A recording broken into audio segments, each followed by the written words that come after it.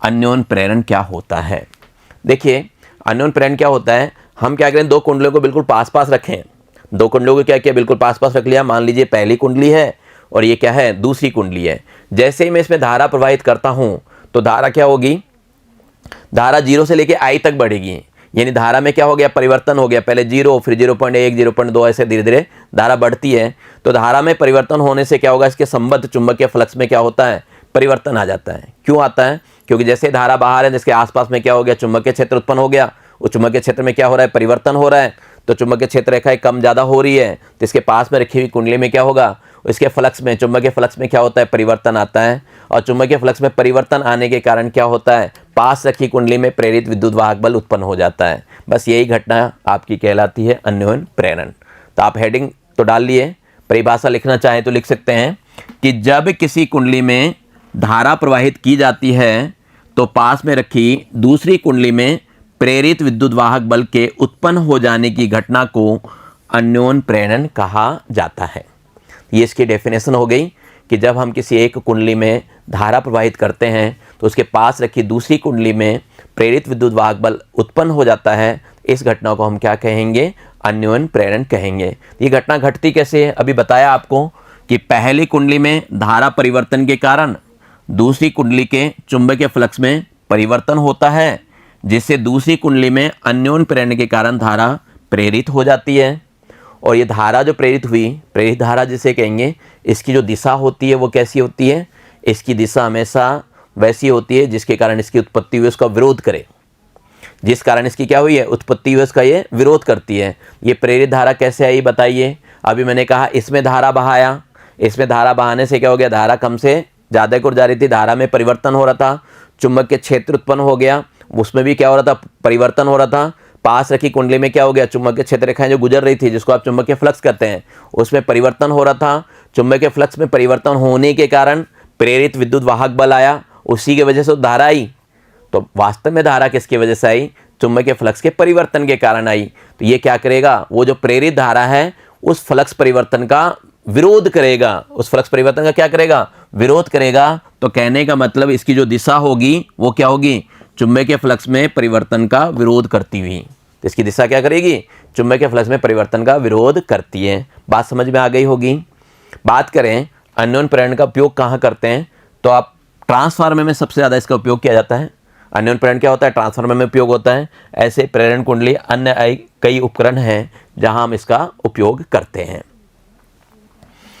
चलिए हम चर्चा करते हैं अन्योन प्रेरण गुणांक क्या होता है या कितना होता है। भाई किसमें कितना अन्योन प्रेरण है वो तो उसके गुणांक से ही पता चलेगा, है ना। अन्योन प्रेरण गुणांक, अन्योन प्रेरण के कारण दूसरी कुंडली से संबद्ध चुंबकीय फ्लक्स का मान पहली कुंडली में बहने वाली धारा के क्या होगी, समानुपाती होती है। भाई धारा जितना बहाओगे चुंबकीय क्षेत्र इसका उतना ही होगा, है ना। उसी के अकॉर्डिंग क्या होगा, चुंबकीय फ्लक्स में परिवर्तन होगा। तो सीधी सी बात है कि अगर हम धारा ज़्यादा बहाएंगे तो इसमें फ्लक्स में परिवर्तन भी ज़्यादा होगा और इसमें जो अन्योन प्रेरण होगा वो क्या होगा, अधिक होगा। सीधी सी बात है। तो यहाँ पे क्या हो गया, तो ये क्या बता दिया अपन ने कि अन्योन प्रेरण के कारण दूसरी कुंडली से संबद्ध चुंबकीय फ्लक्स का मान पहली कुंडली में बहने वाली धारा की क्या होती है, समानुपाती होती है। ठीक है, यानी आपका क्या हो गया, फाई जो है वो समानुपाती हो गया आई के। अगर कुंडली एन है, मान लो दूसरे वाले में क्या है, एन कुंडली है, कुंडलियों की संख्या, घेरों की संख्या कितनी है, एन है, तो एन टू फाई समानुपाती हो जाएगा पहले वाले की धारा के। पहले वाले कुंडली में मैंने धारा कितनी मान ली, I1 मान ली। समझ रहे बात को, क्लियर। अब देखो इसको समानुपाती का निशान हटाइए, तो समानुपाती का निशान हटाया तो ये हो गया N2 φ2 बराबर M21, समानुपातिक नियतांक है, इंटू I1। ये M21 क्या है, तो ये है पहली कुंडली के सापेक्ष दूसरी कुंडली का अन्योन प्रेरकत्व, जिसे आप क्या कह रहे हैं, अन्योन प्रेरण गुणांक कह रहे हैं। चाहे तो इसका मान हम निकाल सकते हैं। यहाँ पे अन्योन प्रेरण गुणांक का मान निकालना चाहें तो यहाँ पे बच्चों ये आ जाएगा अपने पास M21 बराबर क्या आएगा बताइए, तो ये आ जाएगा N2 φ2 अपॉन I1। इस तरह भी निकाल सकते हैं। हालांकि मैंने इसको समीकरण नंबर 1 दे दिया, ठीक है। अब आप फैराडे के नियम से तो जानते हो, फैराडे का नियम याद होगा आपको, सबसे शुरू में हमने वहाँ से ही किया था। तो फैराडे के नियम से E बराबर होता है N d φ dt। तो दूसरे वाले में जो विद्युत वाहक बल उत्पन्न हुआ है उसको पता करना चाहें तो ये E2 बराबर क्या होगा, लेंस के नियम से माइनस लगा हुआ है, माइनस का n2 d∅2 dt। इस n2 को अंदर ले जा सकते हैं, अवकलन तो कर रहे हैं, अंदर ये जा सकता है, ये तो अपने को पता है। आप क्या कहते हैं c d dx fx कर लें या फिर d dx c fx कर लें, एक ही बात है। कांस्टेंट को बाहर निकाला जाता है, अंदर ले जाया जा सकता है। यहाँ पे मैं इस कांस्टेंट को क्या किया, अंदर लेके चला गया। क्यों लेके चला गया? क्योंकि मेरे पास मान है, ये देखिए n2 ∅2 का मान है, ये वैल्यू क्या करूंगा मैं वहाँ रख दूंगा। यहाँ पे n2 ∅2 की वैल्यू मैंने क्या की, रख दी। n2 ∅2 की वैल्यू कितनी है, तो अपने पास है M21 I1, M21 I1। तो ये अपन ने क्या किया, इसकी जगह रख दिया M21 I1। तो ये अपने पास आ गया, विद्युत वाहक बल का मान आ गया। क्लियर? यहाँ तक कोई नई चीज़ अपन ने नहीं की, जो चीज़ें पढ़ रखी है उसी को क्या कर रहे हैं, अप्लाई कर रहे हैं, है ना।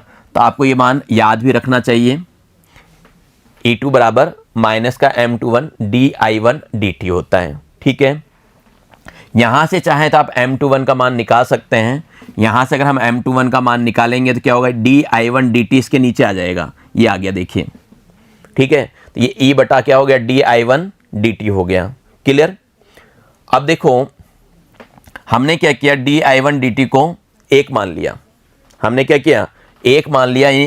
I तो क्या होता है, एम्पियर होता है। मैंने यहाँ पे क्या किया, dI1 dt बराबर क्या कर लिया, एक मान लिया, और इसको 1 एम्पियर बटा सेकंड लिख सकता हूँ। चाहूँ तो डायरेक्ट यूँ A/S भी लिख सकता हूँ, कोई फर्क नहीं पड़ता, है ना। तो अपन ने इसको 1 मान लिया। जब इसको आप 1 मान लोगे तो ये 1 हो गया, तो अपने पास M21 कितना हो जाएगा, तो यहाँ पे आप देखेंगे M21 क्या होगा, -E2 के बराबर हो जाएगा। ठीक है, यहाँ पे मैंने माइनस का चिन्ह हटा दिया, क्योंकि माइनस का चिन्ह क्या करता है, केवल दिशा को बताता है। वो क्या करता है, दिशा को बताता है। तो ऐसा करने से मुझे एक बात तो समझ में आ गई, एक परिभाषा और बना सकता हूँ क्या, कि पहली कुंडली में प्रति एकांक दर से धारा में परिवर्तन हो तो दूसरी कुंडली में उत्पन्न प्रेरित विद्युत वाहक बल अन्योन्य प्रेरण गुणांक कहलाता है। समझ गए क्या बात को? आप क्या कह रहे हैं, आप कह रहे हैं dI1 dt बराबर 1 I बटा T, धारा में परिवर्तन की दर कितनी होनी चाहिए। धारा किस में बहा रहे थे आप, पहली कुंडली में बहा रहे थे। धारा में परिवर्तन कहाँ कर रहे थे हम, पहली कुंडली में। तो क्या होना चाहिए, 1 होना चाहिए। यानी पहली कुंडली में प्रति एकांक दर से धारा में परिवर्तन होती है। तो जब परिवर्तन होती है, 1 होती है, तो M21 किसके बराबर आ जाता है, E2 के बराबर आ जाता है। E2 क्या है, दूसरी कुंडली में उत्पन्न प्रेरित विद्युत वाहक बल किसके बराबर होता है, तो इस गुणांक के बराबर आ जाता है। कौन सा गुणांक, अन्योन्य प्रेरण गुणांक के बराबर होता है। तो एक ऐसी परिभाषा अपन बना सकते हैं, लिख भी सकते हैं। ठीक है, चलिए बात करते हैं हम दो समाक्षीय परिनालिकाओं के मध्य अन्योन्य प्रेरकत्व। परिनालिकाएं आपको याद ही होगी, परिनालिका आप जानते हैं अच्छी तरह, है ना। कुछ इस तरह की आकृति होती है। हमने दो समाक्षीय ले लिया। समाक्षीय का मतलब क्या हो गया, दोनों का अक्ष सेम होना चाहिए। दोनों का अक्ष क्या होना चाहिए, समान होना चाहिए। तो हमने दोनों का अक्ष समान ले लिया। दो परिनालिका ली है, दोनों की लंबाई L ले रखी है। एक में हमने क्या किया, N1 फेरे ले लिए, दूसरे में N2 फेरे ले लिए। फेरों की संख्या अलग अलग कर ली। पहले की त्रिज्या हमने मान ली R1, दूसरी की त्रिज्या क्या मान ली, R2 मान ली। ठीक है, तो ये चित्र बना भी सकते हैं आप, बना के दिखा दें। हमने क्या किया यहाँ पे कि माना दो समाक्षीय कुंडलियाँ हैं। पहली कुंडली में धारा प्रवाहित करने पर अन्योन्य प्रेरण के कारण दूसरी कुंडली में प्रेरित विद्युत वाहक बल उत्पन्न हो जाता है। कैसे हो जाता है, यहाँ पे क्या देख रहे हो आप, दोनों कुंडलियाँ क्या है आपके पास, पास पास रखी हुई है। तो पहली में अगर मैं धारा प्रवाहित करूंगा, पहली में धारा प्रवाहित करूंगा तो उसके कारण चुंबकीय क्षेत्र होगा, और वो चुंबकीय क्षेत्र के कारण क्या होगा, चुंबकीय फ्लक्स कम ज़्यादा होने लगेगा। भाई धारा क्या कर रहे हैं, 0 से I तक ले जा रहे हैं, तो धारा में परिवर्तन के कारण क्या होगा, यहाँ जो चुंबकीय क्षेत्र रेखाओं में परिवर्तन होगा, जिससे जो दूसरी कुंडली इसके पास में रखी हुई है उसमें फ्लक्स में क्या होगा, परिवर्तन होगा। फ्लक्स में परिवर्तन होने के कारण इसमें स्वतः ही क्या होगी, धारा आ जाएगी अपने आप ही, क्योंकि प्रेरित विद्युत वाहक बल आ चुका है ना। तो देखो कितनी धारा होगी, कितना मान होगा, वो गणना करके देखते हैं। तो हमने मान लिया S1 और S2 कुंडलियों में फेरों की संख्या क्रमशः कितनी है, N1 और N2 है, और इनमें जो धाराएं बह रही है वो कितनी है, I1 और I2 है, और लंबाई अपन ने कितनी मान रखी है, L मान रखी है। ठीक है, तो दूसरी कुंडली से संबद्ध चुंबकीय फ्लक्स का मान निकालना चाहें तो क्या निकलेगा, चुंबकीय फ्लक्स ये हो गया आपके पास N2 ∅2, है ना। इधर क्या हो जाएगा, ये हो जाएगा आपके पास N2L BA। ठीक है, ये कितना हो जाएगा, N2L BA हो जाएगा। L क्या है आपकी लंबाई है। अब देखो आप ये अच्छी तरह जानते हो बी जो होता है वो किसके बराबर होता है, परिनालिका में बी क्या होता है, म्यू जीरो एन आई के बराबर होता है। तो हमने ये रख दिया म्यू जीरो बी का मान म्यू जीरो एन वन और आई वन। क्लियर यहाँ तक? ठीक है, इसको दे दिया मैंने समीकरण नंबर 1 N2 ∅2 ऐसे रखा हुआ है, ये N2 L है और mu zero N1 I1 A आ गया। क्लियर यहाँ तक? अन्योन्य प्रेरण से दूसरी कुंडली से संबद्ध चुंबकीय फ्लक्स निकालना चाहें तो दूसरे में चुंबकीय फ्लक्स हम जानते हैं, अभी निकाला था, ये किसके बराबर होता है, N2 ∅2 बराबर क्या होता है, M21 I1 के बराबर होता है ना। अब देखिए ये भी N2 ∅2 है, ये भी क्या है, N2 ∅2 है। दोनों समीकरण का LHS तो बराबर है, हम RHS को भी क्या कर सकते हैं, बराबर कर सकते हैं। तो हमने इसके RHS को बराबर किया, तो इसकी जगह ये रख दो चाहो तो उठा के, तो ये आ गया M21 I1 बराबर, ये देखिए N1 और N2 को एक साथ लिख दिया मैंने, ये आपका म्यू जीरो लिख लिया, फिर ये आपका A ले लिया और ये अपने पास L और ये अपन ने यहाँ पे क्या किया, I1 लिख रखा है। तो ये समीकरण 1 व 2 से आपको ये प्राप्त हो गया। यहाँ से हम M21 का मान आसानी से निकाल सकते हैं। देखिए I1 से क्या हो गया, मेरा I1 क्या हो गया, कैंसिल हो गया। तो यहाँ M21 का मान आ गया आपके पास mu zero N1 N2 AL। ठीक है, A क्या है, क्षेत्रफल है उसका। तो आप देखिए यहाँ से आप ये तो जानते हैं N1 क्या होता है, स्मॉल वाला, कैपिटल N1 बटा L होता है, और ऐसे N2 क्या होगा, कैपिटल N2 बटा L हो जाएगा। इनके मान रखेंगे हम, और साथ में हमने क्या किया, M21 को M बोल दिया। M21 भाई आपका क्या रहा है, दूसरे के कारण हो रहा है ना, तो M21 को हमने M बोल दिया। तो M का मान आ गया आपके पास mu zero N1 N2 A बटा L। ऊपर वाला L नीचे कैसे आ गया, तो देखिए यहाँ पे हल करके दिखा देता हूँ। ये मान मैंने यहाँ रखा, तो ये हो गया म्यू जीरो N1 की जगह क्या लिखूंगा, L N1 बटा L, और इसकी जगह लिखूंगा N2 बटा L, और ये क्या हो गया AL। तो एक L से L क्या हो गया, कैंसिल आउट हो गया। तो मेरे पास इस M का मान आ गया, जिसको हम अन्योन्य प्रेरण गुणांक कहते हैं, कितना आ गया, mu zero N1 N2 A बटा L। इसका जो मात्रक होता है वो हेनरी होता है, और इसकी जो विमा होती है वो विमा होती है M1 L2 T की घात -2 और A की घात -2। तो इस तरह आप इसका मान को याद भी कर सकते हैं। एक परीक्षा के अंदर हमें क्या होगा, ड्राइव करने के लिए भी कहा जा सकता है। समझ गए बात को? चलिए अब हम अगले टॉपिक की ओर बढ़ते हैं, प्रत्यावर्ती धारा जनित्र की बात करते हैं कि प्रत्यावर्ती धारा जनित्र क्या होता है। जनित्र यानी जनरेटर, जनरेटर के बारे में आप लोग जानते हैं, शादी विवाह वगैरह कार्यक्रम होता है, वहाँ पे लाइट चली जाए, है ना, लाइट चली जाए तो क्या होगा, विवाह डिस्टर्ब हो जाएगा, है ना, पार्टी डिस्टर्ब हो जाएगी। तो वो डिस्टर्ब ना हो तो उसके लिए हम क्या करते हैं, जनरेटर मंगाते हैं, और जनरेटर चालू करने से लाइट दोबारा आ जाता है। जनरेटर मशीन होता है, जनरेटर क्या होता है, मशीन होता है। मशीन का मतलब यांत्रिक, और यांत्रिक से लाइट आ रही है, यानी क्या प्राप्त हो रही है, विद्युत ऊर्जा प्राप्त हो रही है। तो कहने का मतलब यही है, ऐसा विद्युत चुम्बकीय उपकरण जो यांत्रिक ऊर्जा को विद्युत ऊर्जा में परिवर्तित करे, विद्युत जनित्र कहलाता है। यहाँ पे एक शब्द बोला है मैंने, चुंबकीय उपकरण। अभी जब मैं बनावट की बात करूंगा तो पता चलेगा वास्तव में वहाँ पे क्या है, उस जनित्र में चुंबक है, उस चुंबक के कारण ही क्या हो रहा है, यांत्रिक ऊर्जा से विद्युत ऊर्जा परिवर्तित हो रही है। देखिए बात करें प्रत्यावर्ती धारा जनित्र की खोज या निर्माणकर्ता निकोला टेस्ला है। निकोला टेस्ला ने इनका क्या किया, निर्माण किया। सबसे पहले निकोला टेस्ला ने ही इसको बनाया था और बनाने की विधि बताई थी। अभी हम जनरेटर की बात करें तो अभी बहुत बड़े बड़े जनरेटर अपने को उपलब्ध हो चुके हैं। ठीक है, अच्छे अच्छे जनरेटर बनते जा रहे हैं। पहले बड़ा सारा जनरेटर होता, आवाज़ ज़्यादा करता था, अब ऐसे जनरेटर भी आ गए जो कि आवाज़ बहुत ही कम करते हैं या ना के बराबर करते हैं। देखिए जनरेटर को अगर अंदर से देखा जाए, इसकी बनावट देखी जाए तो इसकी बनावट कुछ इस तरह होती है। जनरेटर की जो बनावट होती है कुछ इस तरह होती है। यहाँ पे कहते हैं नॉर्थ और साउथ पोल होता है, किसका, चुंबक का। शक्तिशाली चुंबक के बीच में क्या करते हैं, एक आयताकार कुंडली को रखा जाता है। शक्तिशाली चुंबक के बीच में एक आयताकार कुंडली को रखा जाता है। ये आयताकार कुंडली के साथ क्या होता है, यहाँ पे सर्पी वलय लगे होते हैं और इनके साथ ब्रश लगा होता है, कार्बन का ब्रश होता है जिसमें ये घूम सकते हैं। इसी से किनारों पे हमें क्या होती है, प्रत्यावर्ती धारा प्राप्त होती है, वो मिल जाती है। इस चुंबक के क्षेत्र में ये आयताकार कुंडली क्या होता है, घूमता है ना, घूमता है। ये चुंबक के क्षेत्र है तो कभी तो क्या होता है, बिल्कुल इसके समांतर आ जाता है, कभी लंबवत आ जाता है, कोण बदलता रहता है, इसके हिसाब से ये चलता है। एक बार मैं आपको चलता हुआ दिखा देता हूँ कि जनित्र आपको चलता कैसा है, अंदर से किस तरह होता है। तो इस तरह होता है ये, यहाँ पे सॉफ्ट वगैरह लगे होते हैं, सर्पिलाकार होते हैं, सॉफ्ट लगाते हैं, ब्रश लगे होते हैं, और यहाँ पे ये चलता है जिसमें क्या होती है, धारा आती है। वो धारा क्या करते हैं अपन, बाहर ले लेते हैं। तो देखिए इसको चलता हुआ भी देखना चाहें तो हम देख सकते हैं ये चलता कैसा है, तो इसको अपन आसानी से चलता हुआ भी देख सकते हैं। तो यहाँ पे एक तो नॉर्थ है और एक क्या है, साउथ है। इसमें कि आयताकार कुंडली है ना, बिल्कुल कैसी आयताकार कुंडली है, ABCD या PQR मान सकते हैं। इसके अंदर क्या होता है, चुंबकीय क्षेत्र रेखा होता है, इसमें आयताकार कुंडली क्या करती है, रोटेट होती रहती है। इसको रोटेट करके देखें तो हम देख सकते हैं इस तरह कुछ, इस तरह ये रोटेट होती है, ये चलती रहेगी आपके पास। ये देखिए इस तरह आपको ये चलती हुई कुंडली नजर आ रही होगी। तो यहाँ पे ये जो कुंडली चल रही है चुंबकीय क्षेत्र रेखाओं को काटते हुए जा रही है। तो अब ये काटते हुए जा रही है तो देखिए कभी तो यूँ पोजीशन ले रही है, कभी यूँ ले रही है, कभी यूँ ले रही है, कभी यूँ ले रही है, और चुंबकीय क्षेत्र रेखा कैसे यूँ जा रही है, तो यूँ ले रही है। तो चुंबकीय क्षेत्र रेखा है और कुंडली का क्षेत्रफल सदिश, क्षेत्रफल सदिश क्या होगा, जैसे ये कुंडली है, इस कुंडली को अगर यहाँ पे रोकना चाहें एक बार, यहाँ रोके तो ये हो गया अपने पास।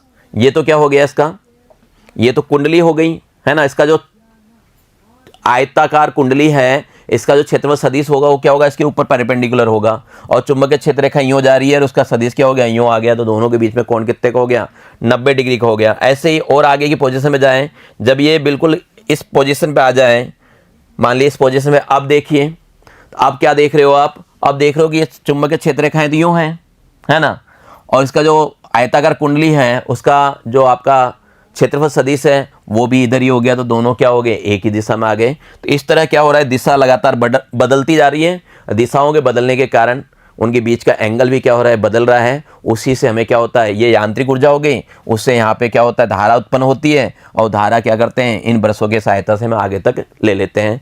तो इस तरह अपना क्या होता है, कुंडली चलता है चुंबक के बीच में। तो ये अपने को ध्यान रखना है। चलिए अब इसके पार्ट्स के बारे में बात कर लें, बनावट के बारे में। किसी प्रत्यावर्ती धारा जनित में निम्न 4 भाग होते हैं। पहला होता है चुंबक, जैसा कि आपने चित्र में देखा अभी, यहाँ पे अपने पास क्या था, चुंबक था, नॉर्थ और साउथ। तो यहाँ पे चुंबक होता है, ये क्या करता है, एक समान चुंबकीय क्षेत्र उत्पन्न करता है। यहाँ पे कैसा होना चाहिए, एक समान चुंबकीय क्षेत्र उत्पन्न करते हैं। इस प्रकार के चुंबक रखे होते हैं। दूसरा होता है आर्मेचर। आर्मेचर यही होता है, यहाँ पे जो आयताकार कुंडली घूम रही थी, अभी आपने देखा था यहाँ पे आयताकार कुंडली घूम रही थी, इसी को हम क्या कहते हैं, आर्मेचर कहते हैं। यहाँ पे ये कुंडली घूमेगी, यहाँ पे जो कुंडली घूम रही थी इसको हम क्या कहते हैं, आर्मेचर कहते हैं। तांबे के तार, विद्युत तांबे के तार क्या होते हैं, इस पे लिपटे होते हैं। इस वजह से ये क्या करती है, घूर्णन करती है। फिर बात करें हम सर्पी वलय। सर्पी वलय तो जनित्र के आर्मेचर से 2 सर्पी वलय S1 और S2, जिसको हम S1 और S2 बोलेंगे, जुड़े होते हैं। ये आर्मेचर के साथ क्या करते हैं, घूर्णन भी करते हैं, खुद भी क्या करते हैं, घूर्णन करते हैं। यहाँ पे देखिए, यहाँ पे ये 2 सर्पी वलय होते हैं, ये घूमते रहते हैं। ये दिख रहा है आपको यहाँ पे, इसको यहाँ पे ये डिजाइन जो बनी हुई है, ये वाली डिजाइन जो बन रही है, इसी को हम क्या बोलते हैं, सर्पी वलय कहते हैं। 2 होते हैं और इसके साथ क्या होता है, एक ब्रश लगा होता है जिसे हम धात्विक ब्रश कहते हैं।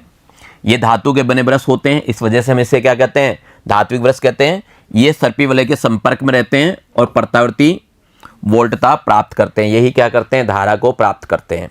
ठीक है, बात करें हम कि इसमें प्रेरित विद्युत वाहक बल कैसे उत्पन्न होता है, या इसकी कार्यप्रणाली की बात करें तो देखिए, हमने मान लिया एक आयताकार कुंडली है ABCD, उसका नाम हमने क्या दे दिया, ABCD दे दिया। और एक समान चुंबकीय क्षेत्र ओमेगा में कोणीय वेग से क्या कर रहा है, घूर्णन कर रही है। हमने क्या मान लिया, एक आयताकार कुंडली है ABCD मान लिया। इस कुंडली को देखिए, इस वाले कुंडली को हमने इसको क्या मान लिया, ये कुंडली है, मान लो ये A है, ये B और ये हमने C और ये D। और एक समान यहाँ पे जो चुंबकीय क्षेत्र हैं वो सारे क्या हैं, एक समान चुंबकीय क्षेत्र हैं। यहाँ पे चुंबकीय क्षेत्र क्या है, एक समान है। और इस एक समान चुंबकीय क्षेत्र में ही देखिए, यहाँ पे एक समान चुंबकीय क्षेत्र B मान सकते हैं इसको अपन। इसके अंदर क्या हो रहा है, ये आर्मेचर, इसको क्या बोलते हैं हम, आर्मेचर। ये घूर्णन कर रहा है, इसके अंदर ये क्या कर रहा है, आर्मेचर क्या कर रहा है, घूम रहा है। ठीक है, इसी के अंदर क्या कर रहा है, ये आर्मेचर घूर्णन कर रहा है। साथ में क्या है, इस आर्मेचर के साथ यहाँ पे देखिए क्या जुड़े हुए हैं, सर्पी वलय जुड़े हुए हैं। और इस सर्पी वलय के संपर्क में कौन से हैं, धात्विक ब्रश हैं। और इसी से क्या होती है, प्रत्यावर्ती धारा प्राप्त हो जाती है हमें। इसी से क्या होती है, प्रत्यावर्ती धारा प्राप्त हो जाती है। ठीक है, चलिए, तो ये अपन ने लिख लिया। और साथ में हम देख रहे हैं, मान लिया हमने कि कुंडली कैसी है, ABCD का आयताकार कुंडली है, एक समान चुंबकीय क्षेत्र में है और किस वेग से घूम रही है, उसका जो स्पीड है, घूमने का जो वेग है, यहाँ पे जो वेग आ रहा है अपने पास, किस वेग से घूम रही है। तो हमने इसको वेग को भी क्या किया, मान लिया कौन से वेग से, ओमेगा वेग से। भाई धीरे और कम ज़्यादा हो सकती है ना भाई, ये चाहे तो कहते हैं जल्दी जल्दी भी घूम सकता है और धीरे धीरे भी घूम सकता है, तो कम ज़्यादा भी हो सकता है। जैसे अपन को मान लो और जल्दी जल्दी घुमाना है तो इस तरह देखिए, तेज़ी से घूमने लग गया है ना वेग। और चाहे तो हम क्या कर सकते हैं, इसको धीरे से भी घुमा सकते हैं, जैसे मान लो बिल्कुल धीरे धीरे घुमाए, अब देखिए बिल्कुल धीरे धीरे घूमने लग गया। तो घूमने पे भी फर्क पड़ेगा। क्यों पड़ेगा? कि कितनी जल्दी इसके फ्लक्स चेंज हो रहे हैं, फ्लक्स में परिवर्तन कितनी जल्दी जल्दी हो रहा है उसका भी फर्क पड़ेगा। और धीरे घुमाना चाहें तो हम इसको क्या कर सकते हैं, और धीरे भी घुमा सकते हैं। चलिए देखते हैं इसको हम अलग अलग स्पीड में देखें, अच्छी तरफ दिखेगा अपने को। अगर हम अलग अलग स्पीड की बात करें, मैंने इसको स्पीड कर दी 2 गुना, तो ये देखिए तेजी से चलने लग गया। अब तेजी से चलने लग गया तो चुंबकीय फ्लक्स रेखाओं को क्या करेगा, तेजी से काटेगा। सीधी सी बात है, क्या करेगा, जितनी स्पीड से जाएगा उतनी स्पीड से क्या होगा, परिवर्तन होने लगेगा। अगर स्पीड को हम कम कर दें, स्पीड को क्या करें हम थोड़ा सा कम कर दें, देखिए ये स्पीड हो गई, तो यहाँ पे फ्लक्स कितनी देर तक रहेगा, परिवर्तन का टाइम तो लगेगा ना। तो कुल मिला के ये कहना चाहता हूँ मैं कि इसके अगर स्पीड पे फर्क पड़ेगा, स्पीड पे क्या होगा, फर्क पड़ेगा। तो हमने मान लिया कि इसकी स्पीड है किसी एक जगह, मान लो इस वाले की मान लें, या कॉमन इसमें इस वक्त मैं मान लेता हूँ कौन से वेग से घूम रहा है ये, ओमेगा कोणीय वेग से ये घूर्णन कर रहा है, हमने ये मान लिया। ठीक है, ये बात समझ में आ गई, ओमेगा कोणीय वेग से क्या करता है, घूर्णित हो रहा है। ठीक है, कुंडली के सदिश क्षेत्रफल एवं चुंबकीय क्षेत्र की बात करें, कुंडली के सदिश क्षेत्रफल और चुंबकीय क्षेत्र के मध्य का कोण क्या होगा, लगातार बदलता रहता है। ये आपको दिख ही गया होगा, जब वो घूम रहा है, कुंडली क्या हो रही है, घूम रही है, तो चुंबकीय क्षेत्र में और सदिश क्षेत्रफल में क्या होगा, बार बार क्या होगा, परिवर्तन आएगा। कैसे आएगा, देखिए यहाँ पे हम बात करें, इसको वापस से चलाएं एक बार, तो देखो परिवर्तन कैसे आता है, इस चीज़ को समझना आप। थोड़ा मैं क्या करता हूँ, इसकी स्पीड को कम कर देता हूँ। देखिए अभी क्या हुआ, इस तरह है, फिर इस तरह है, फिर इस तरह, बार बार क्या हो रहा है, सदिश क्षेत्रफल क्या हो रहा है, इस आयताकार कुंडली के लंबवत है, तो कभी तो क्या है रहा है, कभी तो देखिए यूँ है, अभी तो यूँ है, फिर यूँ हो रहा है, फिर यूँ हो रहा है, फिर यूँ हो रहा है, फिर यूँ हो रहा है, इस तरह घूमता जा रहा है। तो इसके एंगल में क्या हो रहा है, परिवर्तन लगातार आता जाता है। ठीक है, ये बात आपके समझ में आ गई, 2-3 बातें समझ में आ गई होगी। हमने क्या कर रखा है, एक आयताकार कुंडली ले रखा है, ABCD नाम दे रखा है। हमने ये भी माना है कि चुंबकीय क्षेत्र कैसा चुंबकीय क्षेत्र है, समान चुंबकीय क्षेत्र है, ओमेगा कोणीय वेग से घूम रहा है। और जब ऐसा हो रहा है तो कुंडली का जो क्षेत्रफल सदिश है, कुंडली का क्षेत्रफल सदिश जिसे ए वेक्टर बोलते हैं आप, है ना, जिसको अपन क्या बोलते हैं, ए वेक्टर बोलते हैं, और चुंबकीय क्षेत्र बी, इनके बीच का जो एंगल है थीटा, वो हमेशा क्या हो रहा है, परिवर्तित हो रहा है, यानी कोस थीटा का मान भी हमेशा क्या होगा, बदलेगा, है ना। ऐसा होने से क्या हो रहा है, संबद्ध चुंबकीय फ्लक्स में भी परिवर्तन होता है, उसमें भी क्या होता है, परिवर्तन होता है। किसके अंदर, आयताकार कुंडली के अंदर। और आयताकार कुंडली के अंदर क्या हो रहा है, फ्लक्स में परिवर्तन हो रहा है, तो सीधी सी बात है, कुंडली में क्या होगा, प्रेरित विद्युत वाहक बल उत्पन्न हो जाएगा, है ना। प्रेरित क्या होगा, विद्युत वाहक बल आ जाता है, यानी एक विद्युत वाहक बल प्रेरित हो जाता है। मान लिया मैंने टी समय में, कितने समय में, मैंने माना टी समय में कुंडली चुंबकीय क्षेत्र में थीटा कोण पे घूमती है। कुंडली कितने कोण पे है, थीटा कोण पे है। अब अपन ये जानते हैं कोणीय वेग ओमेगा क्या होता है, थीटा अपॉन टी होता है, और यहाँ से अगर मैं थीटा का मान निकालूं तो ये क्या हो गया, ओमेगा टी हो गया। मैंने ये भी मान लिया कि कुंडली में जो फेरों की संख्या है वो क्या है, कैपिटल एन है, और इससे पारित फ्लक्स का मान कितना होगा, तो अपन जानते हैं फाई बराबर होता है, वो क्या होता है, B vector dot A vector होता है। एक कुंडली के लिए एन कुंडली है तो एन से मैंने गुणा कर दिया। बी डॉट ए को खोलेंगे, ये तो याद ही होगा आपको, ए वेक्टर डॉट बी वेक्टर क्या होता है, अपन जानते हैं ये क्या होता है, ए बी कोस थीटा होता है। तो यहाँ पे मेरे पास लिखा हुआ है B vector dot A vector, तो इसको खोलूंगा तो क्या होगा, ये होगा बी ए कोस थीटा। ये क्या हो जाएगा, B A cos theta. Theta का मैं मान रख दूंगा, थीटा का मान मैंने निकाल रखा है कितना, ओमेगा टी, तो ये अपन ने यहाँ पे क्या किया, ओमेगा टी रख दिया। देखिए यहाँ पे यही काम किया है मैंने, एन है ये अपने पास, ये एन, ये बी ए कोस थीटा, और थीटा का मान रख दिया ओमेगा टी, तो ये मेरे पास चुंबकीय फ्लक्स का मान आ गया N B A cos omega T. इसको दे दो समीकरण नंबर कितना, इसको हमने दे दिया समीकरण नंबर 1। क्लियर, 1 नंबर का समीकरण। फैराडे के द्वितीय नियम से हम फैराडे का दूसरा नियम जानते हैं, प्रेरित विद्युत वाहक ई बराबर होता है माइनस का डी फाई बटे डी टी। माइनस का चिन्ह कहाँ से लिया हुआ है, लेंज के नियम से। अब मैं क्या करूँ, यहाँ पे डी फाई का मान, अपने पास जो फाई है, फाई का मान यहाँ से उठा के रख देता हूँ। भाई डी फाई डी टी लिखा हुआ है ना, फाई का मान यहाँ से हमने रख दिया, तो फाई का मान हमने रखा, तो ये आपके पास ई बराबर आ जाएगा माइनस का D D T N B A cos omega T. यहाँ पे देखो कांस्टेंट क्या है, यहाँ हम देख रहे हैं एन कांस्टेंट है, बी कांस्टेंट है, और ए बी क्या है, कांस्टेंट है। कोस ओमेगा टी कांस्टेंट नहीं है, क्योंकि नीचे टी है, टी के सापेक्ष आपको क्या करना है, अवकलन करना है, तो ये कांस्टेंट नहीं है। तो ये एन बाहर आ जाएगा, बी बाहर आ जाएगा, और ए बाहर आ जाएगा, तो ये बाहर निकाल लिया, और ये आ गया डी डी टी कोस ओमेगा टी। ठीक है, अब हमें डी डी टी कोस ओमेगा टी का मान ज्ञात करना है और ये होता है ओमेगा साइन ओमेगा टी। क्या होता है? Omega sine omega T. कैसे होता है चलिए ये भी बता देता हूँ। तो अपने पास था डी डी टी कोस ओमेगा टी। अब देखिए अपन अच्छी तरह जानते हैं कोस का जो अवकलन होता है वो माइनस साइन होता है। यहाँ पे इसका जो अवकलन करेंगे तो ये होगा आपके पास माइनस का साइन और ओमेगा टी हो जाएगा। यहाँ पे ओमेगा लग रहा है साथ में, है ना, तो इसको हम क्या करेंगे ओमेगा से गुणा भी करेंगे।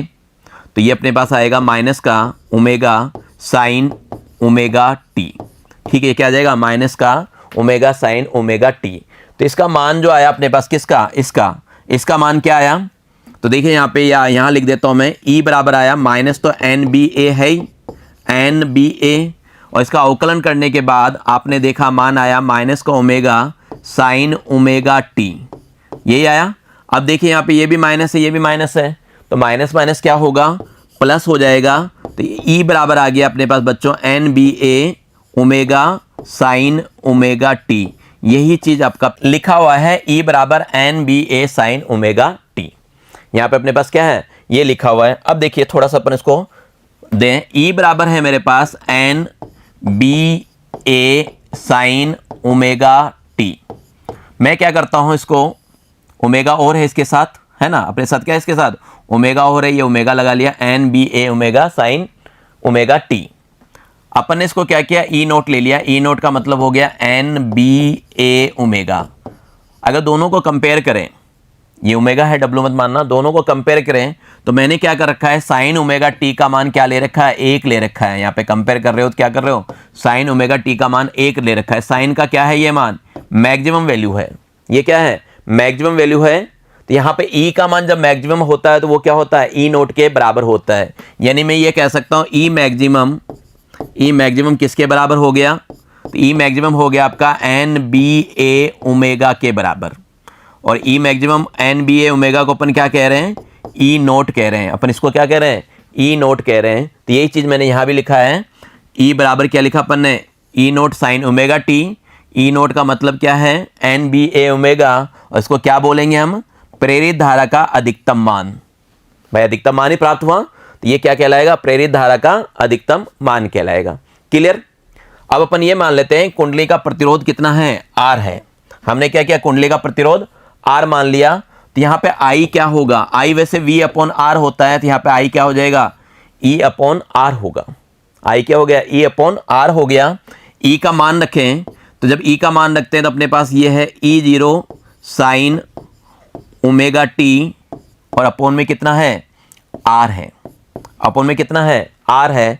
तो अब देखना इस बात को समझना आप कि अपन ने क्या किया, आई बराबर आपने ये बताया ई अपॉन आर, ठीक है, और फिर आपने जब आई का मान रखा तो ये आई में हमने क्या किया ई का मान रखा, तो ई का मान था अपने पास E zero sine omega T upon R. अपन इसको यूं लिख सकते हैं क्या, देखना आप ई जीरो बटे में आर और साइन ओमेगा टी लिख सकते हैं। ई जीरो बटा आर भी क्या होगा धारा ही तो है, तो ये आई बराबर क्या हो गया, इसको आई जीरो कह सकते हैं। तो ये आई बराबर क्या हो गया आई जीरो साइन ओमेगा टी हो गया।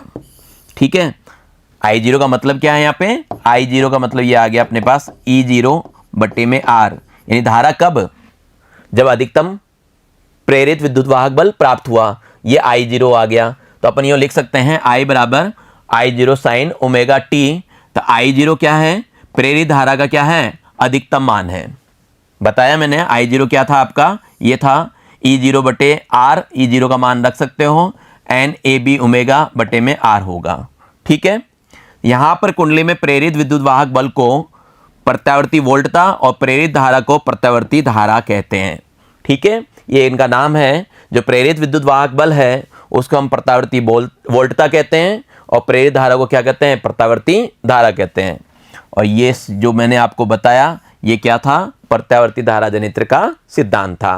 तो परीक्षा में अगर आपसे पूछा जाता है ये करके आना है। ठीक है, बात करें कि घूर्णन करने पे इसकी गतियां कैसी प्राप्त होती है, कहाँ क्या क्या आता है, तो देखिए पहले चरण की बात कर रहा हूं। पहले चरण में क्या है आर्मेचर का तल चुंबकीय क्षेत्र के क्या है अभिलंबवत है।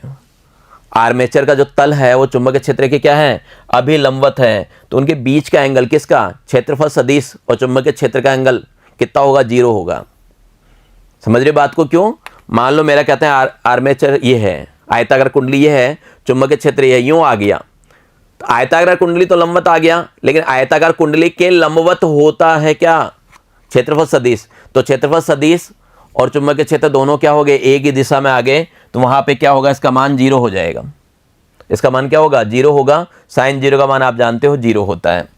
अगली बार की बात करें, इसको 90 डिग्री पे घुमा दें। 90 डिग्री घूमने के बाद क्या होगा, आयताकार जो कुंडली होगी वो आयताकार कुंडली कैसी होगी, बिल्कुल चुंबकीय क्षेत्र के दिशा में आ जाएगी, और चुंबकीय क्षेत्र के दिशा में आने की वजह से आयताकार कुंडली का जो सदिश क्षेत्रफल है वो चुंबकीय क्षेत्र के क्या हो जाएगा, लंबवत हो जाएगा, और लंबवत होने से क्या होगा, साइन 90 डिग्री पे आ जाएगा। तो वहां पे अपने को क्या मिलेगा, अधिकतम मान प्राप्त होगा।